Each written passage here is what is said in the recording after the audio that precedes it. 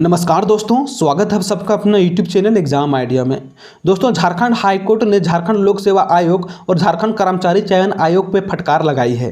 फटकार यह लगाई है कि अगर आप लोग 3 मंथ के अंदर वैकेंसी नहीं निकालते हैं तो आप लोग पे सख्त कार्रवाई किया जाएगा, क्योंकि झारखंड फॉरेंसिक लैब में रिक्ति होने के कारण वहाँ अच्छे से काम नहीं हो पा रही है। वहाँ जो भी काम है वो बाधित है। इसी को मद्देनजर देखते हुए झारखंड लोक सेवा आयोग ने 12 घंटे के अंदर फटकार लगाने के 12 घंटे के अंदर वैकेंसी रिलीज कर दी है। जी हाँ दोस्तों, फटकार लगाने के बाद 12 घंटे के अंदर जेपीएससी ने वैकेंसी रिलीज कर दी है। जी हाँ, तो आप देख पा रहे हैं यहाँ गिरी कारा एवं आपदा प्रबंधन और क्या फॉरेंसिक लैब के लिए वैकेंसी रिलीज कर दी है। इसकी विज्ञापन संख्या है 06/2021। देख पा रहे हैं इसकी जो लास्ट डेट है वैकेंसी की वो 20 अक्टूबर तक है। ओके, देखिए वैकेंसी जो है आपकी डायरेक्ट वैकेंसी है।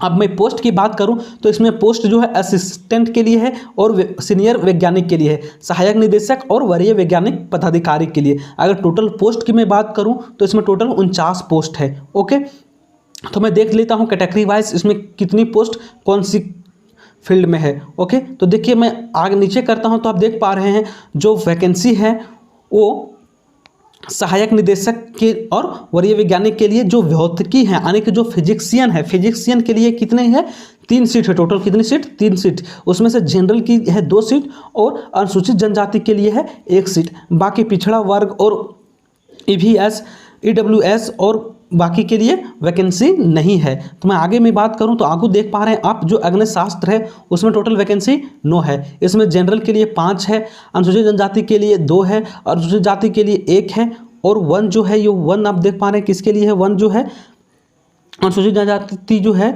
पिछड़ा वर्ग BC 1 के लिए है। ओके, BC 1 के लिए। अब इसी तरह आप देख पा रहे हैं आगे जो नारकोटिक के लिए टोटल 1 वैकेंसी है। ओके, तो 1 वैकेंसी सिर्फ जनरल के लिए 1 वैकेंसी। और इसी तरह आप विस्फोटक के लिए टोटल 5 वैकेंसी है। तो जनरल के लिए 3 है, अनुसूचित जनजाति के लिए 2 है, सॉरी 1 है और ये जो क्या है OBC 2 के लिए 1 है। ओके, टोटल वैकेंसी हो गई 5। नेक्स्ट अगर बात करूं मैं रासायनिक के लिए, सामान्य रसायन यानी कि जो केमिस्ट्री है, ओके, उसके लिए 3 है। तो जनरल के लिए 2 और अनुसूचित जनजाति के लिए 1 है। आगे इसी तरह आप देख पा रहे हैं विश्व विज्ञान, क्या है विश्व विज्ञान के लिए 9 है टोटल। तो जनरल के लिए 5 है, अनुसूचित जनजाति के लिए 2 है, BC 1 के लिए 1 है और BC 2 के लिए भी 1 है। इस तरह DNA के लिए जो है निकाला वैकेंसी है।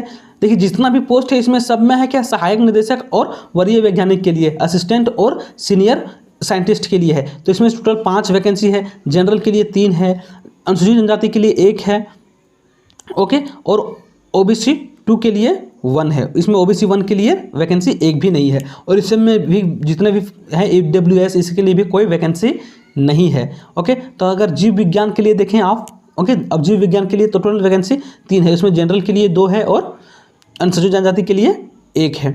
ओके, और फोटोग्राफी में भी बात करें तो सिर्फ जनरल के लिए 1 वैकेंसी है।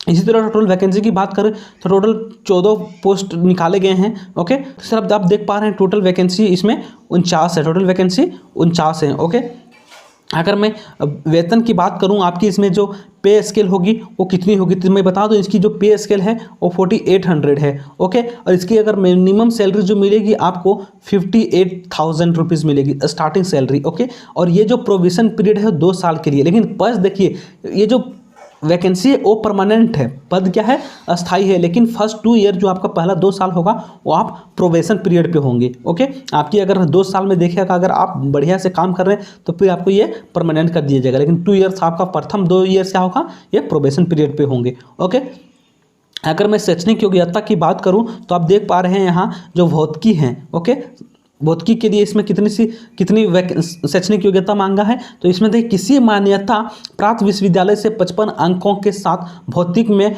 MSc करना चाहिए। क्या MSc होना चाहिए आपको विथ 55%। ओके, 55% के साथ MSc होना चाहिए किसी भी विश्वविद्यालय से। ओके, या अथवा किसी मान्यता प्राप्त विश्वविद्यालय से 55% के साथ फॉरेंसिक साइंस में MSc होना चाहिए। या तो आपके पास MSc होना चाहिए या तो फॉरेंसिक लाइन में MSc। ओके, एवं स्नातक में बीएससी में फिजिक्स ऑनर्स भी अनिवार्य है। ऐसा नहीं, ये जो भी भरेगा वो फिजिक्स ऑनर्स वाला ही भरेगा, जिसके पास फिजिक्स ऑनर्स ही होगा। ओके, किसी राज्य अथवा भारत सरकार के विधि विज्ञान प्रयोगशाला, वही फॉरेंसिक लैब या विश्वविद्यालय या कॉलेज में प्रयोगशाला में शोध स्थानीय के संबंधित 2 वर्ष का कार्य अनुभव, आप इस सब चीज़ में अब 2 साल का आपके पास एक्सपीरियंस हो। या फिर तीसरा, राज्य सरकार भारत सरकार के मान्य प्राप्त संस्था में कंप्यूटर सर्टिफिकेट 6 मंथ का आपके पास कोर्स सर्टिफिकेट भी हो। ओके, या तो आपको पास ये होना चाहिए MSc होना चाहिए 55% के साथ, या फिर आपके पास ये तीनों चीज़ होनी चाहिए। ओके, ये दोनों में से कोई एक। ओके, इसी तरह अगर मैं बात करूँ इसमें आग्नेय शास्त्र की, तो आग्नेय शास्त्र में भी वही लिखा हुआ है कि आपका 55% होना चाहिए। ओके, 55% होना चाहिए किसमें, MSc में। ओके, या फिर फॉरेंसिक लैब में आपका BSc के साथ मैथमेटिक्स ऑनर्स होना अनिवार्य है। ओके, आपके इसमें भी आपको 6 मंथ का कंप्यूटर कोर्स मांगा है। ओके, इसमें भी आप देख पा रहे हैं नारकोटिक के लिए भी वही हो, नारकोटिक के लिए भी वही है 55%। ओके, इसमें भी आपको 55% होना चाहिए। ओके, 55% से MSc आपको होना चाहिए। क्या और क्या है, अथवा आपको किसी मान्यता से विश्वविद्यालय से 55% के साथ फॉरेंसिक साइंस में MSc एवं स्नातक पर BSc होना चाहिए। ओके, या फिर क्या है, किसी राज्य अथवा भारत सरकार में आपको कोई प्रयोगशाला या विश्वविद्यालय के या कॉलेज में आपको क्या होना चाहिए, 2 साल का एक्सपीरियंस होना चाहिए और कंप्यूटर सर्टिफिकेट इसमें भी होना चाहिए। लेकिन सबका जो शैक्षणिक योग्यता है वो सेम ही है, बस क्या है, अगर नारकोटिक है तो उसमें भी MSc मांगा है। अगर सहायक निदेशक विस्फोटक है तो उसमें आपको क्या मांगा है, किसी मान्यता प्राप्त विश्वविद्यालय से 55% के साथ रसायन शास्त्र में, इसमें आपको रसायन शास्त्र में होना चाहिए, यानी कि केमिस्ट्री में। ओके, MSc होना चाहिए। तो इसी तरह सबका फिजिक्स में होना चाहिए, या तो केमिस्ट्री में होना चाहिए, या तो आपको मैथ में होना चाहिए। आपके पास ये नहीं है तो आपके पास कोई फॉरेंसिक लैब का 2 साल का आपके पास एक्सपीरियंस होना चाहिए और कंप्यूटर सर्टिफिकेट आपको 6 मंथ का चाहिए। सब में ऐसा ही मांगा है। ओके, तो आप लोग एक बार गो थ्रू कर लीजिएगा इसके शैक्षणिक योग्यता के साथ, फिर आप लोग फॉर्म फिलअप कीजिएगा।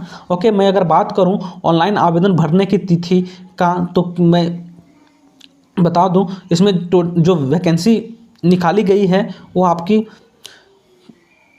49 वैकेंसी है, मैं पहले ही बताया है। ओके, अगर मैं न्यूनतम वर्ष की बात करूं, अगर आपकी मिनिमम एज कितनी है तो 21 साल से भर सकते हैं। ओके, आपका 21 साल से कम नहीं होना चाहिए। ओके, कब से, 1/8/2021 से। ओके, 2020 से 1/8/2020 से आपका 21 साल होना चाहिए। और अनरिजर्व के लिए जो जनरल है उसके लिए 35 साल है। ओके, और BC1 और BC2 के लिए 37 वर्ष है। ओके, फीमेल के लिए 38 वर्ष है, और शेड्यूल कास्ट और शेड्यूल ट्राइब्स मेल और फीमेल के लिए 40 वर्ष है, और EWS के लिए आपकी 35 साल है। ओके, तो आप देख पा रहे हैं यहाँ डिसेबिलिटी के लिए 10 साल की रिलैक्सेशन मिलेगा। ओके, और एक्स सर्विस के लिए भी 5 साल की रिलैक्सेशन मिलेगा यहाँ। ओके, देखिए नोट में लिखा हुआ, a candidate who has render at least 3 year of regular service under the government of Jharkhand shall be granted 5 year relaxation. अगर वह व्यक्ति जो झारखंड सरकार के सर्विस के अंदर अगर 3 साल का आपके पास एक्सपीरियंस है तो आपको 5 साल का अलग से आपको इसमें रिलैक्सेशन मिलने वाली है। ओके, अगर मैं बात करूं इसकी नियुक्ति की प्रतिक्रिया क्या है, इसकी चयन प्रतिक्रिया क्या है, तो मैं बता दूं इसमें नियुक्ति जो होगी आपकी रिटेन से होगी और कंप्यूटर टेस्ट से होगी, नहीं स्किल से होगी और इंटरव्यू के माध्यम से होगी। ओके, तो जो आपकी रिटेन होगी उसमें 100 प्रश्न होंगे। ओके, और एक प्रश्न आपको 3 मार्क्स की होगी। ओके, टोटल आपकी 300 मार्क्स की एग्जाम होगी। उसमें से आपको अगर आप एक क्वेश्चन गलत कीजिएगा तो नेगेटिव मार्किंग आपका 1 नंबर डिडक्ट किया जाएगा। ओके, और जो भी आपकी एग्जाम होगी वो MCQ क्वेश्चन होगी, यानी कि OMR सीट पे होगी। ओके, आप देख पा रहे हैं। उसके बाद मैं अगर बात करूं इसमें उसके साक्षरता के लिए मैं इंटरव्यू की बात करूं तो इसमें से आपके 30 अंक दिए जाएंगे। ओके, अधिकतम 30 अंक, और लिखित परीक्षा से प्राप्त के आधार पर विभिन्न प्रशाखाओं में कुल रिक्तियों की कितनी टोटल जो सीट निकाला जाएगा, आप रिटर्न जब दे दीजिएगा उसके बाद आपको इंटरव्यू के लिए 2.5 पॉइंट, इसका यानी कि 2.5 गुना स्टूडेंट को साक्षरता के लिए बुलाया जाएगा। ओके, और अगर आपके पास एक्सपीरियंस है तो आपको 5 मार्क्स दिया जाएगा। ओके, 5 मार्क्स दिया जाएगा। 1 साल के लिए 5 मार्क्स, 2 साल के लिए 10 मार्क्स। ओके, और अधिकतम आपको 20 मार्क्स मिल सकता है। किससे? सिर्फ कार्य अनुभव से। ओके, अगर मैं बात करूं इसके बाद स्किल की, अगर आपके जो कंप्यूटर से एग्ज़ाम लिया जाएगा वो टोटल आपके 50 अंक के होंगे। उसमें क्या होगा? लिखित एवं वस्तुनिष्ठ 1 घंटे आपका जो भी टाइम दिया जाएगा उसमें 1 घंटा का होगा। इसमें नेगेटिव मार्क्स आपका नहीं रहेगा। ओके, और इसमें आपका ये जो कंप्यूटर का जो भी आपका मार्क्स होगा वो मेरिट लिस्ट में नहीं जोड़ा जाएगा। इसमें आपको 30% सिर्फ लाना अनिवार्य है और इसका जो भी एग्ज़ाम होगा वो नेगेटिव मार्किंग नहीं दिया जाएगा। ओके, आपका 50 मार्क्स का होगा, उसमें आपको 30 मार्क्स लाना है। ओके, अगर 30 मार्क्स लाते हैं तो आपका मेधावी सूची में शामिल किया जाएगा, यानी कि आपका मेरिट लिस्ट में नाम जोड़ा जाएगा। अगर आप 30 मार्क्स नहीं लाते हैं तो आपका मेरिट लिस्ट में नाम नहीं जोड़ा जाएगा। ओके, इसमें नेगेटिव मार्किंग नहीं है।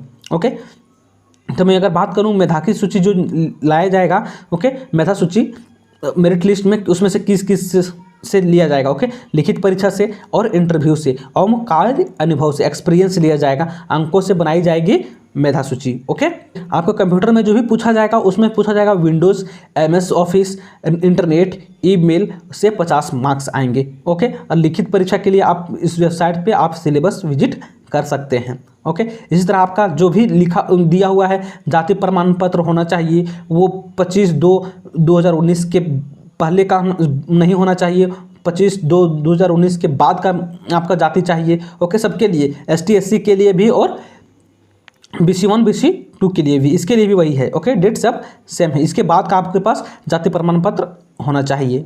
एक और बात, आवेदन किया हुआ फॉर्म को आपको पोस्ट भी करना है। ओके, देखिए यहाँ साफ लिखा हुआ है, आवेदन पत्र जो भी आप भरिएगा उसे आपको पोस्ट करना, और पोस्ट करना है उसमें लिफाफे में लिखना क्या है, क्या एडवर्टाइजमेंट संख्या लिखना है, विज्ञापन संख्या तथा परीक्षा का नाम, आप किस पोस्ट के लिए एलिजिबल हैं, आप किस पोस्ट की अप्लाई भी कर रहे हैं उसके लिए भी आपको लिखना है। ओके, और जो भी आपको इसको भेजना है वो 27/10 के अंदर भेजना है। अगर आप फॉर्म अप्लाई कर दिए हैं और अगर 27/10 के अंदर आप नहीं भेजें तो आपका फॉर्म इनवैलिड माना जाएगा। ओके, तो आपको इसको भेजना भी है आयोग के पास। ओके, तो देखिए फॉर्म भरने के लिए कुछ इंपॉर्टेंट चीज़ जो आपके पास रहना चाहिए, देखिए जैसे कि आपके पास ईमेल आईडी रहना जरूरी है। ओके, ईमेल आईडी होना चाहिए, मोबाइल नंबर होना चाहिए और आपका उसका जो यूज़र आईडी होगा और पासवर्ड जो उसमें आप जिस टाइम अप्लाई कीजिएगा उस टाइम आपको एक यूज़र आईडी देगा जिसमें आपके मोबाइल और ईमेल पे SMS के थ्रू आपको मिल जाएगा। ओके, ये सब चीज़ होना चाहिए। और अगर फ़ी की मैं बात करूँ तो इसका टोटल फ़ी कितना है?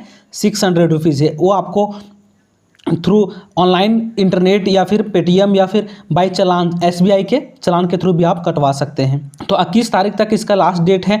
21 तारीख जो होगा आपको वो सिर्फ जो आवेदन कर लिया है उसके लिए वो जो फ़ी पेमेंट का डेट है। ओके, वो फ़ी पेमेंट के बिफोर 21 आपको अप्लाई कर लेना होगा। 21 जो होगा आपको 21/10 21 अक्टूबर वो आपको सिर्फ फ़ी पेमेंट के लिए होगा। ओके, और जो भी आपको फ़ी होगा वो नॉन रिफंडेबल हैगा, आपका पैसा वापस नहीं मिलेगा। ओके, देखिए यहाँ साफ लिखा हुआ पैसा नॉन रिफंडेबल होगा। ओके, 600 रुपया फ़ी है।